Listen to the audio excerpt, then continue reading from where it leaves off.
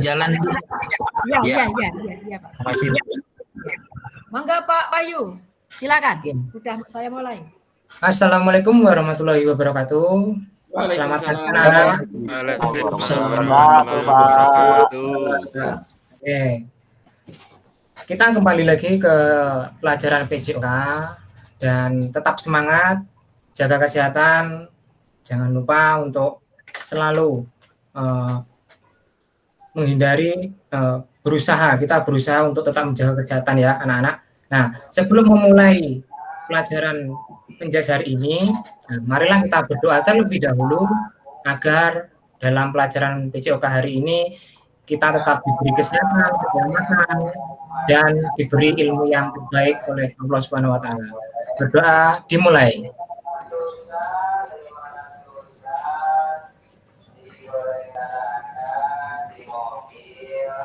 Berdoa selesai. Oke. Untuk yang pertama yang ingin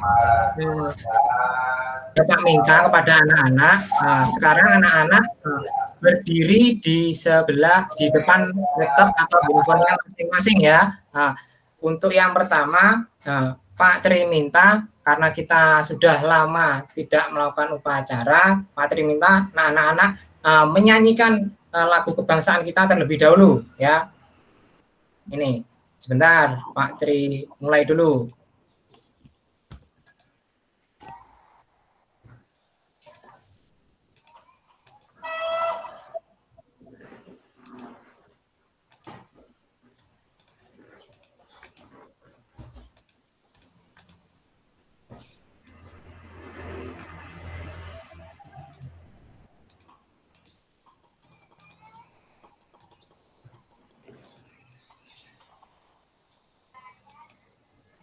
Oke, anak-anak sudah terlihat? Gimana anak-anak? Sudah terlihat ini? Sudah, Pak. Sudah, Pak. Oke, sekarang anak-anak berdiri di depan handphonenya masing-masing. Ayo. Kita mulai dulu. Yuk sambil suaranya dikeluarkan. Kita bernyanyi. Indonesia tanah airku. Tanah tumpah darah, selalu berdiri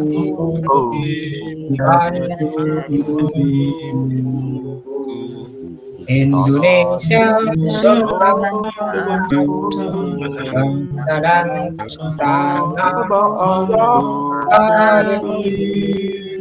Marilah kita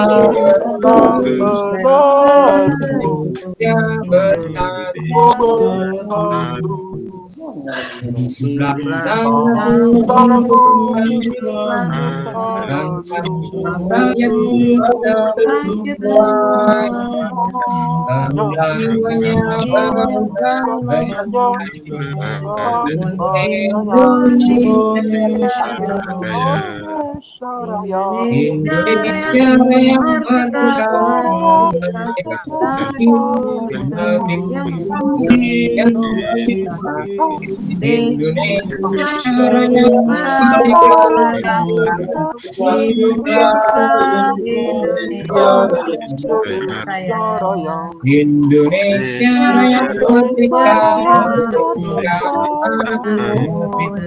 yang merdeka, Indonesia yang merdeka,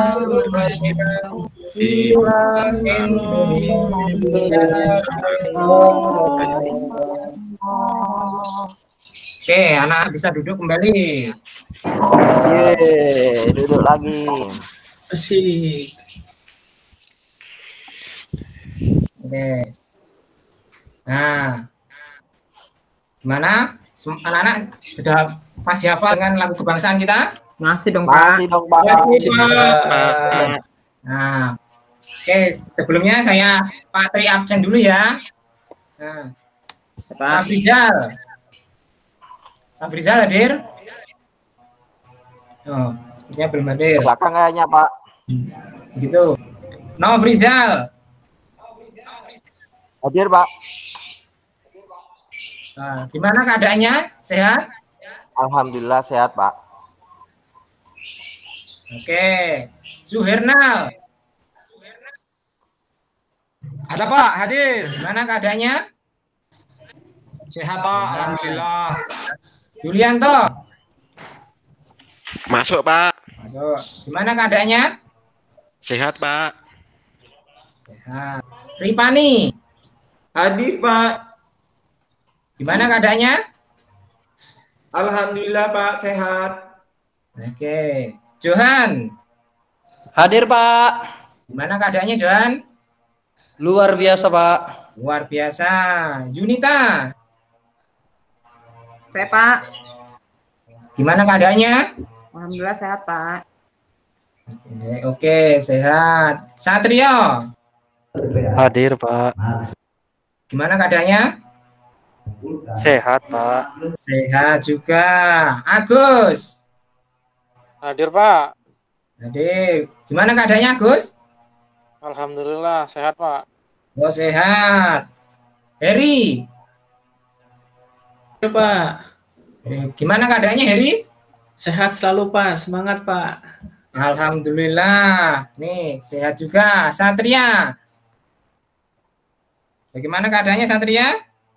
Nah, ini sepertinya semua sudah sehat ya. Sehat semua. Nah, tetap jaga kesehatan. Nah, untuk hari ini dalam materi PJOK karena kemarin kita sudah melaksanakan pembelajaran PJOK mengenai bagian tubuh dan cara membersihkannya. Untuk hari ini Pak Tri akan menyampaikan materi pemeliharaan kebersihan alat reproduksi ya. Nah, dilihat dulu ya materinya. Ini materinya Pak Tri tampilkan di layar, disimak, dilihat baik-baik.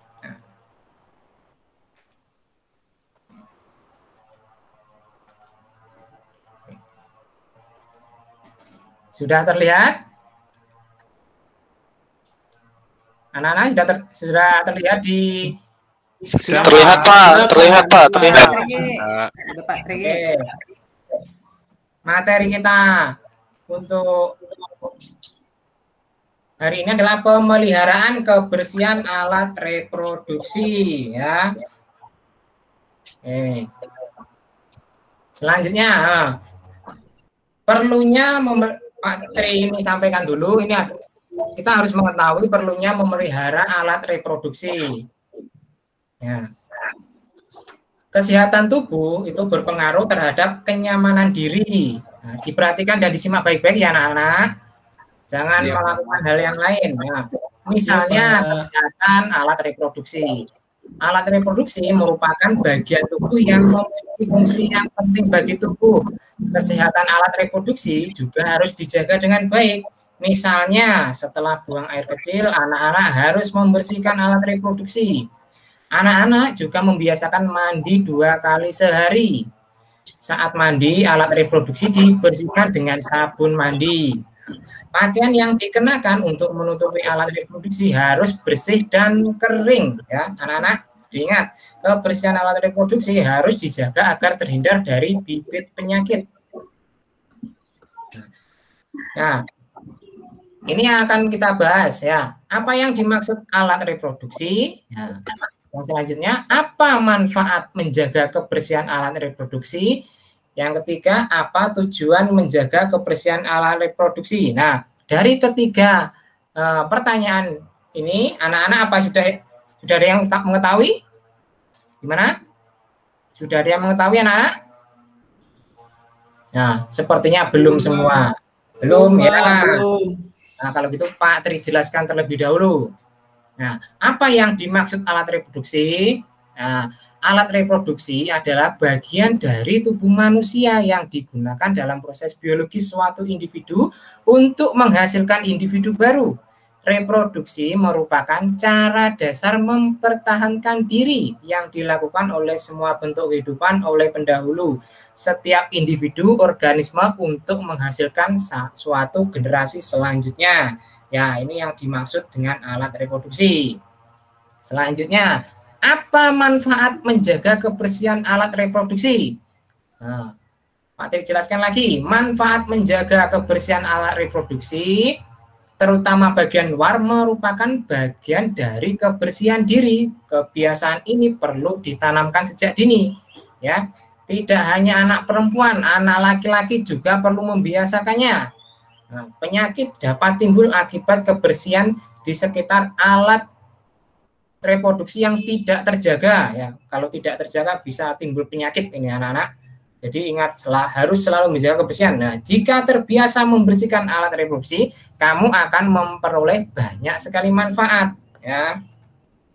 Selanjutnya, ini ada beberapa manfaat menjaga kebersihan alat reproduksi. Ya, disimak baik-baik ya anak-anak, jangan melakukan aktivitas lain selain menyimak apa yang disampaikan Pak Tri, ya. Yang pertama, kulit di sekitar alat reproduksi selalu sehat dan bebas dari bau yang tidak sedap. Yang kedua, aktivitas buang air kecil dan buang air besar tidak terganggu. Yang ketiga, terhindar dari berbagai penyakit. Yang keempat, dapat beraktivitas sehari-hari dengan nyaman. Jadi itu adalah manfaat menjaga kebersihan alat reproduksi. Nah, selanjutnya, apa tujuan menjaga kebersihan alat reproduksi? Nah, ini ada tujuannya. Nah, yang pertama, memelihara fungsi alat reproduksi. Yang kedua, menghindari munculnya aroma tidak sedap pada alat reproduksi. Yang ketiga, mencegah terjangkitnya penyakit pada alat reproduksi.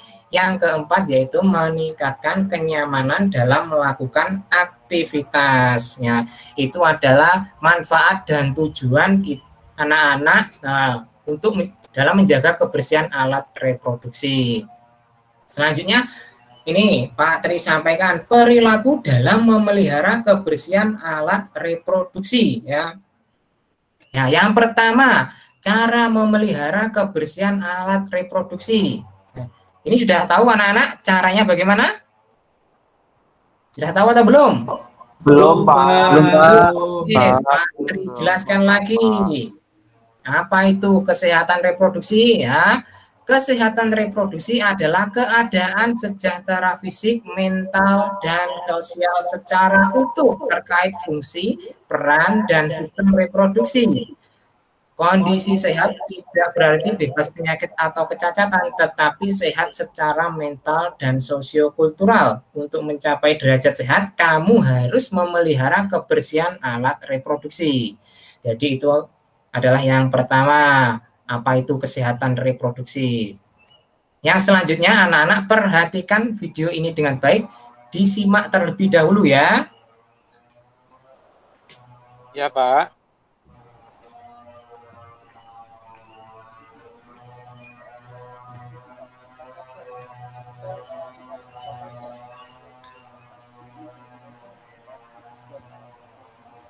Gimana? Anak-anak suaranya jelas untuk videonya?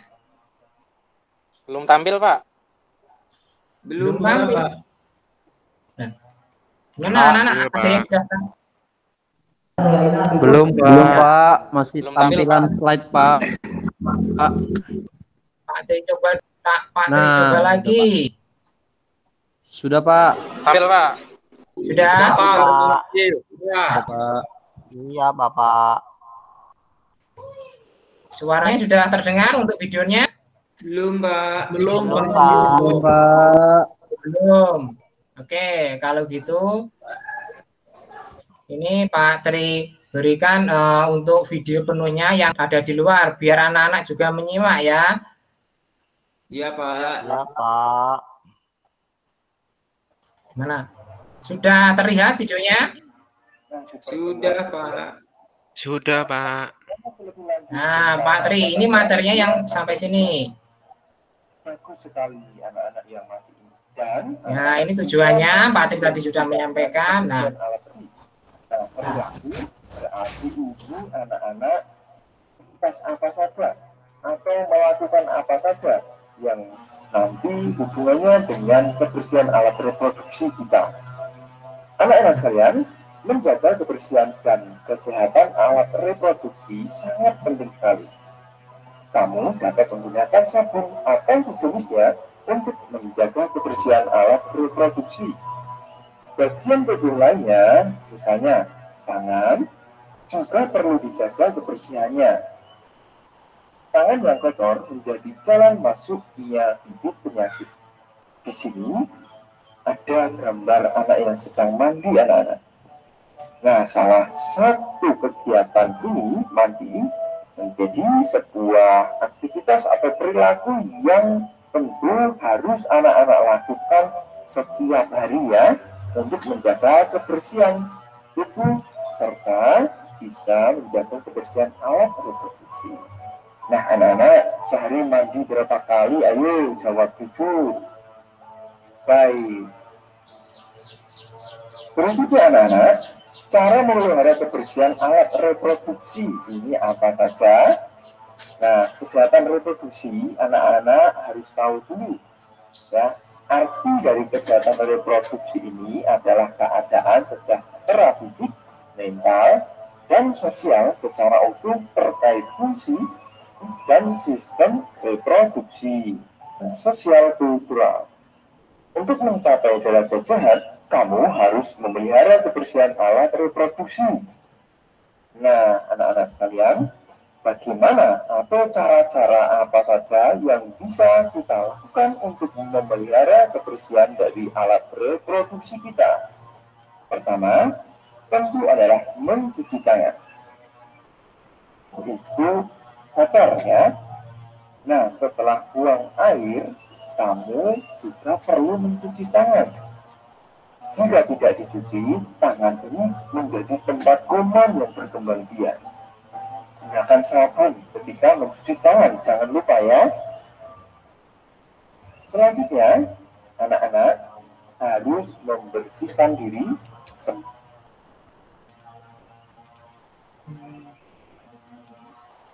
Nah, ini ya.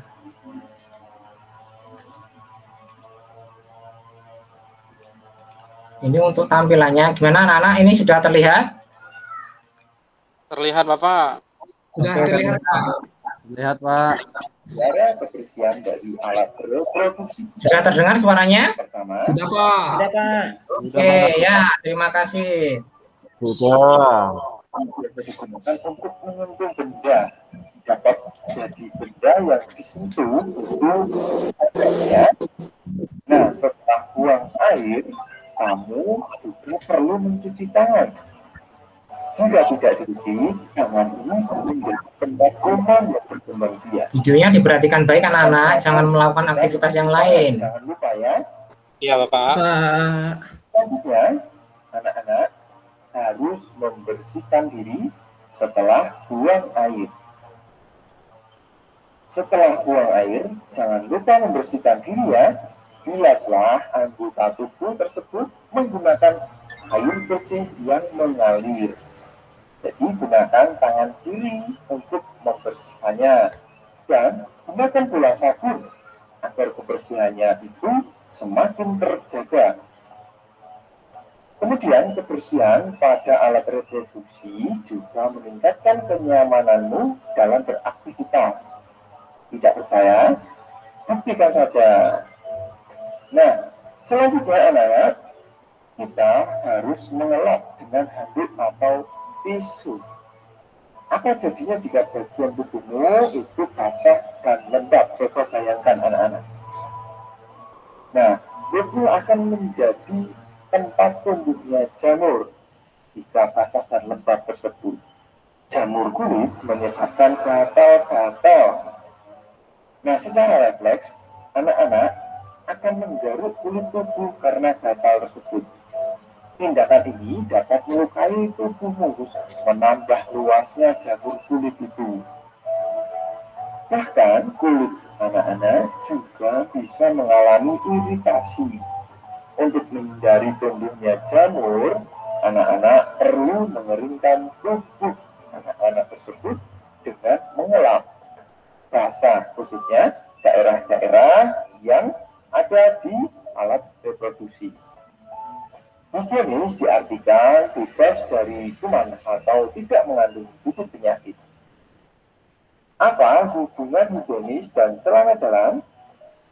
Celana dalam yang bersih dan higienis dapat menjaga kebersihan alat reproduksi celana dalam kurangnya 2 kali dalam 1 hari. Mengapa? Karena celana dalam yang kotor dan lembab itu rentan kuman dan penyakit anak-anak. Kamu dapat memilih celana bahan katun ibadah ya, seperti yang Pak Guru jelaskan tadi di sebelumnya. Nah, berikutnya, anak-anak perlu mencuci pakaian dan celana yang kotor. Mencuci pakaian, sarang titik penyakit. Agar tetap bersih, pakaian dan celana kotor harus dicuci. Selanjutnya, pakaian tersebut dijemur dan diistrikan. Ya, tidak membantu ibu saat mencuci pakaian. Ayo, tujuh. Bagus sekali. Selanjutnya anak-anak bisa mengenakan celana yang longgar. Anak-anak bisa lihat contoh di sini ada seorang anak sedang atau bersiap bermain bola. Perhatikan celana yang dipakai anak-anak atau orang yang ada di sekitar anak-anak sekarang. Adakah? Tahukah kamu bahwa mengenakan celana ketat dapat mengganggu peredaran darah? Suhu tubuh juga makin meningkat. Celana agak longgar. Nah, kamu dapat bebas bergerak dan lebih nyaman beraktivitas. Berikutnya, anak-anak perlu membiasakan buang air di toilet atau kamar mandi, bahkan sikat terpuji, dan dapat menjaga kesehatan tubuh. Hindari buang air di sembarang tempat ya, karena akan sangat mengotori dan mencemari lingkungan kita. Selain mengganggu orang lain, buang air di sembarang tempat ini juga termasuk perilaku yang tidak baik atau tidak terpuji. Jangan sekali-kali dilakukan, ya. Kebersihan toilet atau kamar mandi perlu dipelihara secara rutin. Tentu toilet atau kamar mandi yang kotor akan menjadi sarang kuman. Dan kuman ini dapat menimbulkan penyakit. Lalu anak-anak menjauhi makanan dan minuman yang kurang sehat, kesehatan alat reproduksi. Nah, bisa anak-anak lihat di sini ya. Wah, sepertinya makanannya sangat lezat sekali ya. Tuh Pak Guru jawab di kolom komentar ya. Kalau nah ini juga anak-anak. Apa ini? Wah, sepertinya enak sekali ya. Wah, apalagi ini? Wah, semakin erat minuman sehat.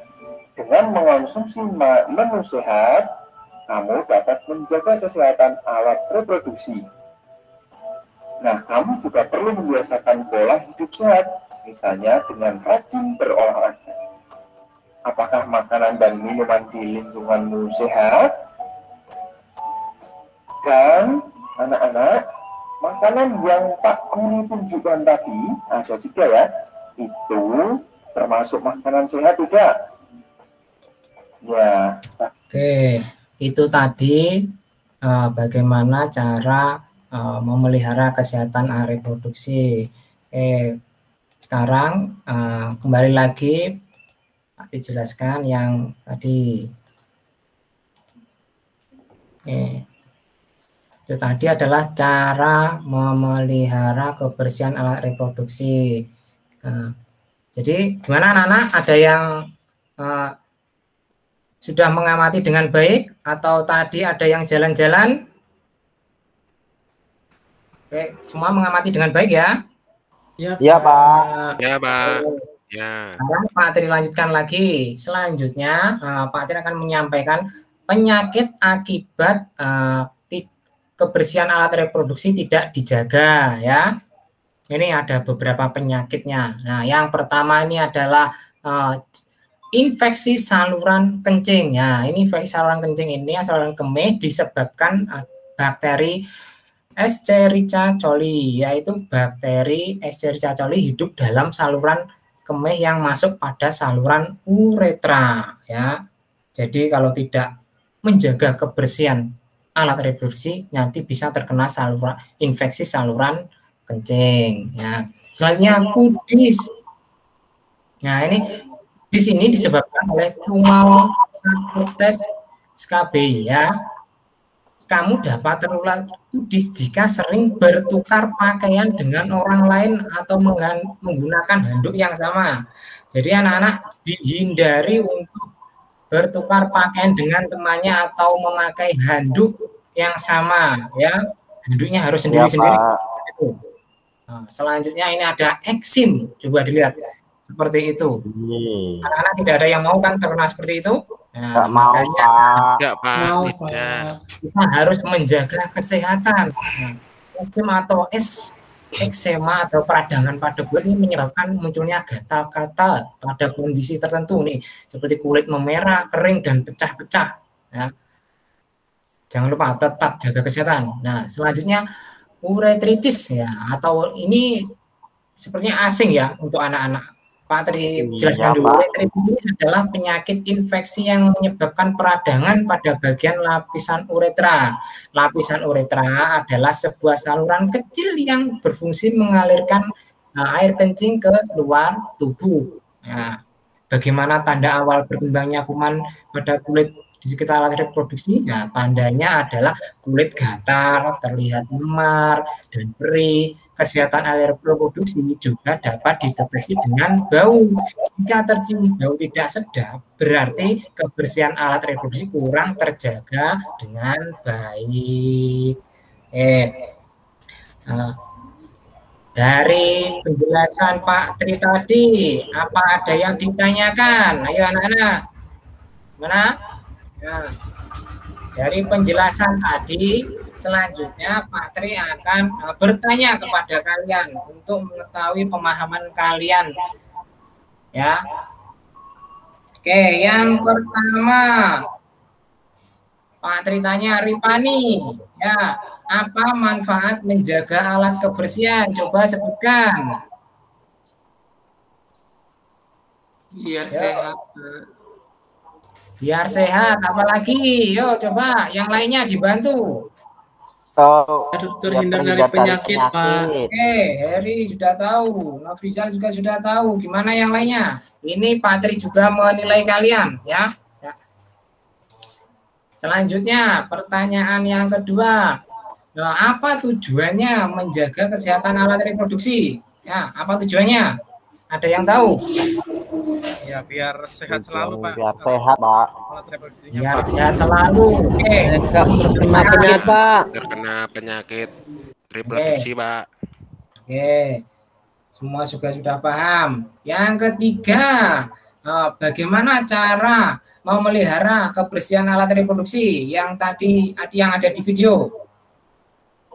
Rajin mandi, Pak. Mandi berapa kali satu hari?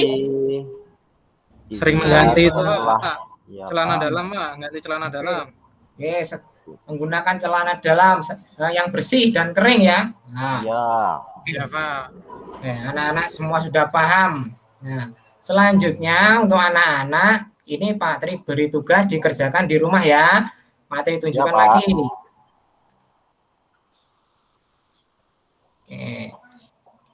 Jadi ini tugasnya anak-anak. Tugasnya yang pertama sebutkan manfaat menjaga alat reproduksi.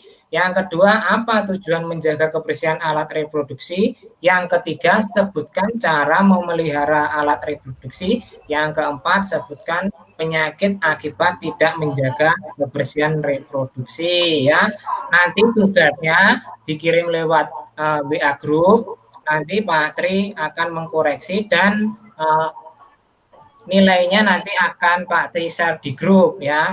Dan siapa-siapa saja yang sudah mengirim untuk tugasnya. Ya. Ya, oke. Untuk materi hari ini sudah selesai. Dari anak-anak ada yang ditanyakan lagi atau semua sudah jelas tugasnya? Sudah, Pak. Pak, tunggu tugasnya. Nah, sebelum mengakhiri pada pertemuan pagi hari ini, marilah kita juga berdoa bersama-sama. Semoga pelajaran hari ini kita mendapatkan ilmu yang bermanfaat dan kita bisa melakukan di lain hari dan di kehidupan sehari-hari. Jangan lupa tetap jaga kesehatan, hindari kerumunan, dikerjakan tugasnya dengan baik. Jangan lupa makan makanan yang sehat juga. Ya, anak-anak. Oke, mungkin pertemuan pada hari ini Pak Tri akhiri. Wabillahi taufiq wal hidayah. Wassalamualaikum warahmatullahi wabarakatuh. Waalaikumsalam warahmatullahi wabarakatuh. Saya kembalikan ke Bindang. Ya, terima kasih Pak Trianata Wahyu yang telah Ya Bu, sama-sama. menyampaikan kegiatan peer teaching ini, ya, materinya pendidikan kesehatan, ya, menjaga kebersihan alat reproduksi. Ya, oke, monggo Pak Sondrio untuk memberikan masukan terkait dengan peer teaching yang dilakukan Pak Trianata Wahyu. Ya, jadi kalau di SD itu memang ada kesehatannya, itu termasuk salah satu materi yang ada di kurikulum yang itu harus diberikan. Semoga Pak Sondrio bisa diberikan masukan. Nggih, Mas Pak Trianata nggih. Siapa? Nggih. Mau tanya saja dulu, pakai mode pembelajarannya apa tadi? Pakai mode pembelajaran problem based learning, Pak. Nggih, ya. Oke. Saya amati memang itu. Tapi dari seluruh yang penting mengajar itu kan anak-anak paham, intinya seperti itu. Bisa memberikan masukan. Cobalah untuk menggali siswa itu, misalnya satu materi atau satu KD itu ada beberapa indikator. Satu indikator kita diskusikan, misalnya seperti itu. Tadi kan hanya presentasi, baik video maupun tayangan slide. Kalau saya mungkin yang tahu karakter anaknya kan jenengan. Jadi karakter SD seperti apa, walaupun saya dulu pernah ngajar SD kan tahun 93 sampai 95 pernah. Karena saya juga lulusan SGU tentunya. Ya. Jadi kalau bisa tadi mungkin di organisasinya dibentuk kelompok, coba coba kelompok ini diskusikan ini kan gitu. Tinggal di akhir tadi nanti bisa dievaluasi, disimpulkan bareng-bareng. Hanya itu mungkin kalau yang saya biar anak-anak interaksi aktif, biar anak menggali kedalaman materinya sendiri, kita nanti hanya memberikan ribet-ribet saja. Kalau saya cenderung itu, kalau keseluruhan sudah bagus, sudah lancar, penilaian sudah ada, cuma sintaknya mungkin kalau problem itu kan yang ya harus ada paling tidak ya pengorganisasian, harus diskusi kelompok gitu ya, terus mengembangkan dan menyajikan hasil karya itu kalau saya menurut saya itu saja Bu. Ya. Nggih. Itu Pak Swendrio, matur nuwun. Terima kasih Pak. Yang Tanah Wahyu, silakan untuk dicatat ya masukannya dari Pak Swendrio ya. Jadi memang kalau problem based learning itu apa yang sintaknya itu harus mengandung harus terkait dengan yang disampaikan Pak Sundrio itu ya. Ini kan nanti pelaksanaannya ini full daring ya Pak ya kalau materi ini ya. Nah, itu nanti tadi sudah disampaikan memang ada penugasan yang nanti harus dikirim ke lewat WA group untuk dievaluasi ya. Tetapi memang di dalam penyampaiannya itu tetap kalau penugasan secara kelompok karena memang dia ada di rumah masing-masing ya, itu juga nanti perlu dipertimbangkan karena memang kalau beda dengan luring, kalau luring kan bisa langsung, tapi karena dia di rumah masing-masing, kalau secara kelompok yang diberikan kan tidak mungkin belum tidak terlaksana ya, salah satunya tidak terlaksana ya itu ditugasi aja. Tadi sudah betul ditugasi secara individu, kemudian memberikan simpulan ya, kemudian bisa dikirim kembali. Nah itu juga sudah mewakili. Tetapi memang kalau bisa sebenarnya ini makanya kalau di SD itu, kalau di SMA bisa, kalau di SD ini apakah sudah sampai tatarannya sudah sampai seperti itu, misalnya ketika pembelajaran daring dia berkontak-kontak sama teman-temannya, nih dapat tugas dari Pak Guru nih untuk membahas soal ini, apakah sudah sampai seperti itu atau belum? Ini Pak Wahyu yang tahu karena memang Pak Wahyu yang mengajar di sana. Kalau memungkinkan, ya kalau memungkinkan itu tadi yang disampaikan Pak Swindrio bisa dilakukan, ya. Ya, tapi ya jangan nanti hasilnya seperti apa, jangan tanya hasil dulu, tapi yang penting sudah dicoba gitu loh. Jadi anak-anak itu merasakan bahwa mengerjakan tugas secara kelompok itu masing-masing harus ada tanggung jawabnya gitu loh. Wah, kamu ini ya, tapi apakah nanti dalam tanda petik bisa atau tidak nanti. Tapi yang penting Pak Wahyu di dalam menyampaikan ini sudah menyiapkan gitu. Iya. Sudah menyiapkan.